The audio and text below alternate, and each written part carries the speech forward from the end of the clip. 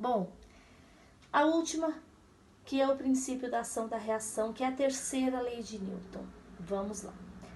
A toda força de ação corresponde a uma reação, com a mesma intensidade e mesma direção, porém, sentido ao contrário. Essa coisa de direção e sentido causou polêmicas, lembram? Nas nossas aulas, né? E agora a gente já sabe bem o que é direção e o que é sentido. Então vamos lá. Sentido é aquele que eu estou indo, para onde eu estou indo, né? E a minha direção é para quem eu estou indo, né?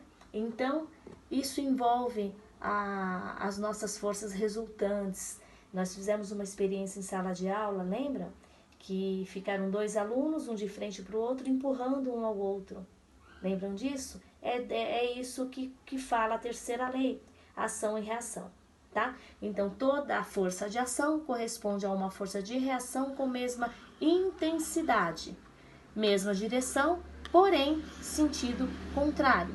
Eu não tenho uma força de ação e reação em sentido, no mesmo sentido, porque não vai haver uma força de ação e reação. Para haver uma força de ação e reação, eu preciso, primeiramente, 2 corpos. Não posso ter uma força de ação e reação num corpo só. Tá? Sempre tem que haver 2 corpos. E essa força tem que ser em sentido diferente. Exemplo, por exemplo, eu dou um murro na nossa lousa, no nosso quadro, tá? O que acontece? Eu murro a minha mão, foi a ação, e a lousa, por outro lado, sofre uma reação segurando a minha mão, tá? Isso a gente já tinha falado também, tá? Então, ó, é importante deixar claro que as forças de ação e reação não podem se equilibrar, pois são aplicadas em corpos distintos. Então, é claro, um corpo pode exercer uma força maior do que o outro, tá? O que acontece se 2 corpos exercem a mesma força em cima do mesmo objeto, digamos assim, né? Então, tem 2 alunos de frente um para o outro, apertando uma bolinha. O que acontece se os 2 exercem a mesma força naquela bolinha? A força é nula. Lembram disso? É 0. Eu anulo as 2 forças. Agora, se eu coloco uma força maior do que o meu amiguinho que está do lado de lá, o que vai acontecer? Vai ter uma sobra de força aí. Eu coloquei uma força, ele colocou outra. Isso é normal, tá? Porque eu estou falando de 2 corpos diferentes. Por isso que ela tem sempre que ser na mesma direção e em sentido contrário, para que haja ação e reação. Ok? Tudo bem até aqui? Então, aqui, ó, a gente tem alguns exercícios, né? Quando uma pessoa caminha sobre uma superfície, ela é impulsionada para frente, graças à força que ela aplicou ao chão.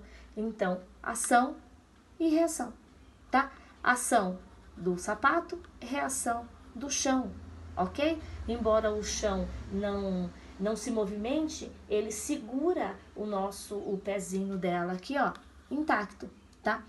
E outra coisa, nesse princípio, a gente pode haver também uma força, a gente aplica 2 forças aí, que é a força campo, tá? A força normal e a força campo. O que é a força normal e força campo?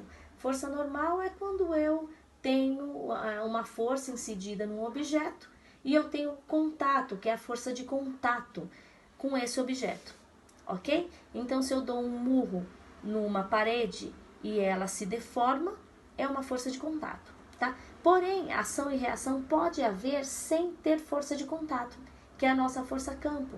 Aqui, ó, tá? Como assim? O que acontece nessa força? Acontece que essa força não precisa de contato para ela acontecer.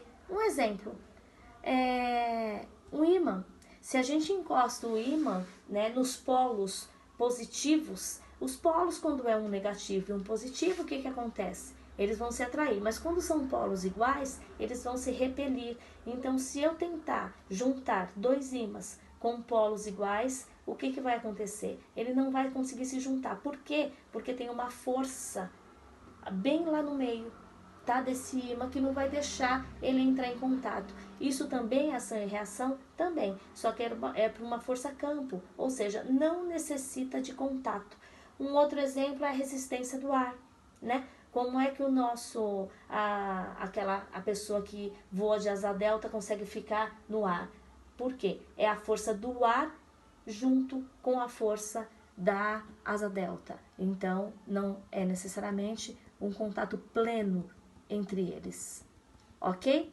Então, aqui eu tenho uma forma resumida dessas forças de ação e reação. Elas sempre têm a mesma intensidade, porém com orientação opostas. Sim, estão aplicadas em corpos distintos e nunca se equilibram. Difícil, né? Pode ter efeito estático, deformação, como eu falei da parede, ou dinâmico, aceleração. Ela pode ser acelerada com a força da gravidade. Os efeitos produzidos podem ser diferentes, pois o efeito estático depende da resistência mecânica dos corpos e o efeito dinâmico da massa dos corpos. Então, o que significa isso? Que eu dependo também da força incidida. Se eu dou um soco com uma força maior, a deformidade vai ser maior. Comparece sempre em pares, isso é, sempre simultaneamente. Eu não tenho força de ação e reação se não for entre dois corpos. Podem ser força de contato ou campo. As de contato são aquelas que há contato, né? E a campo, exercidas à distância. Ok? Aqui está um exemplo, elétrica magnética, né? Como eu falei, do ímã, que é uma força magnética. Tá bom? Então, agora, vocês vão fazer todas essas as atividades das 3 leis de Newton, né? E numa próxima oportunidade, uma aula online, ou quando voltarmos, nós vamos fazer a correção, então, desses exercícios. Ok? Então, tá bom? Até a próxima. Beijo!